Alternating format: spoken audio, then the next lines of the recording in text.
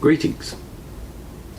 Walter Rauschenbusch, page 157 of Christianity and the Social Crisis. This chapter head is The Work of Social Reconstruction, and this particular section is entitled The Limitations of Primitive Christianity and Their Perpetuation.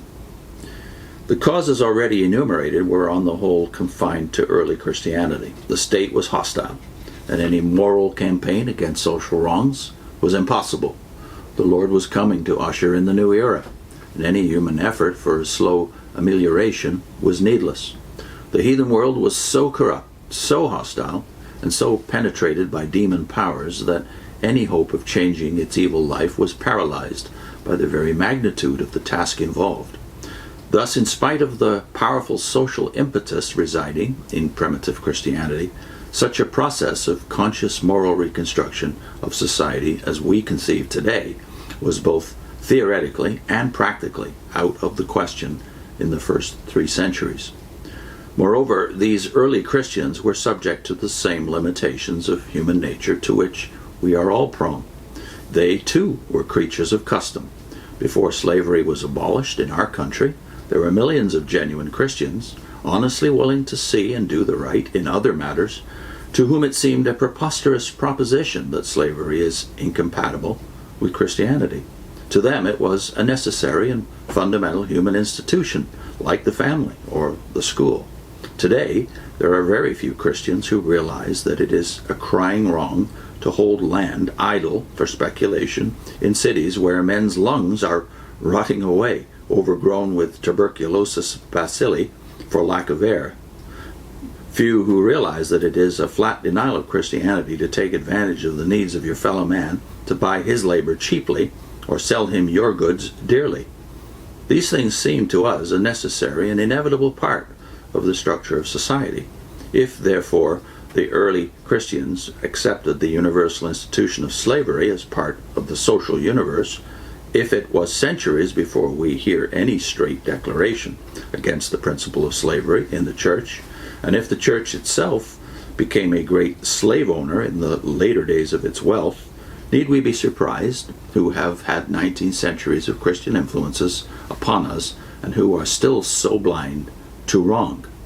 Moreover, in the early generations, the churches were mainly composed of slaves and poor people whose minds were stunted by toil and lack of culture. The physical fear of persecution, the sense of social ostracism, the superstitious fear of demon powers, the self-righteous pride and narrowness inseparable from sectarian religious life, combined to shut them up in their own organizations and to rob them of the wide and free outlook on human life. It is quite possible for a flower pot or a religious body to be exceedingly narrow and yet to harbor the germinating seed of something very great. It is one of the most convincing testimonies to the Christian religion that within such human environment it was able to generate such religious thought and energy. It was thus entirely natural and excusable if the reconstructive purpose inherent in Christianity did not find its largest application in the primitive beginnings of Christianity. It would be miraculous if it had. But the harm was done when subsequent generations took this failure as an excuse or even as a command for similar inaction. Since the end of the 2nd century, apostolic became the decisive word in the church.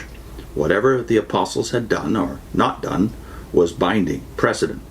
In later times, the opinions of the great fathers received a similar authority, which almost throttled free initiative.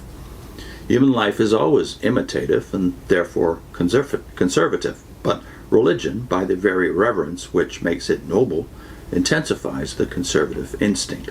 It embalms even insignificant usages and ideas and gives them binding authority.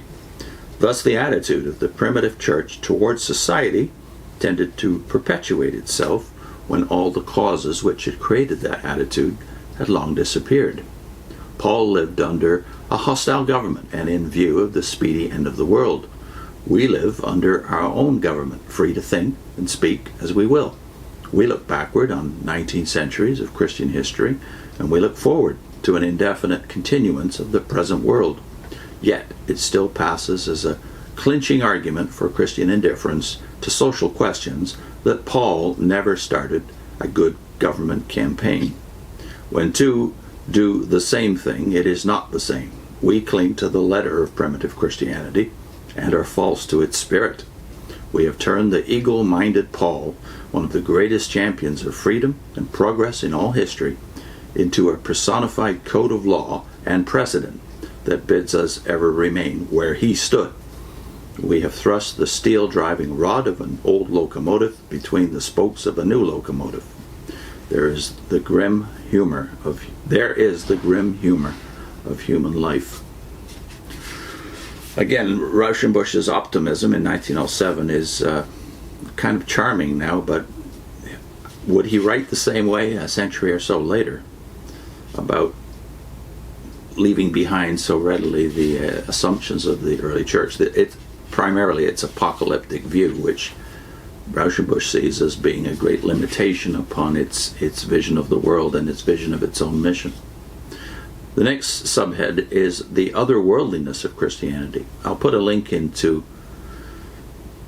a video we did on how Vivian finally got revelation. For many years, over 20, it was a book she didn't care much for because of her witness background.